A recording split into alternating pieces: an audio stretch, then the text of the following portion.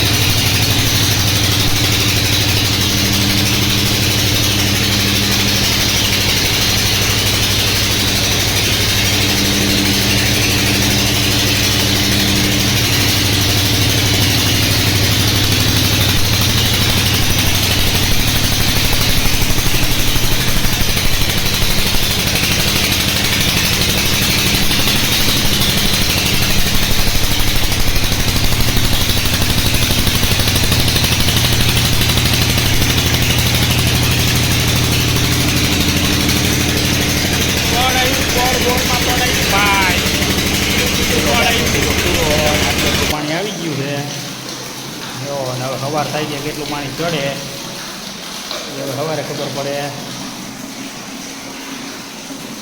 ને કેટલું એટલું પાણી આવી ગયું ને આપણે જો લાઈનને અહીંયા કેમ ઊભી કરી દીધી બાકી આ રીતે આમ લાઈન બધી ઊભી કરી દીધી. જાઓ ચકાટી મારે ને જોટા કરી દીધા હો એની મને 25 ફૂટના.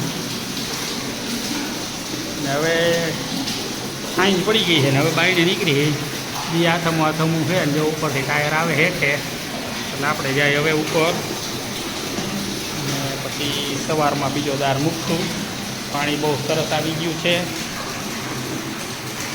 Radhe boring machine Rajkot. Like કરજો, શેર કરજો, સબસ્ક્રાઈબ કરજો ને કોમેન્ટ કરજો ને જો ટાયર આવે છે કેમ આવે બાકી ટાયર. ઓકે બસ. હા હા,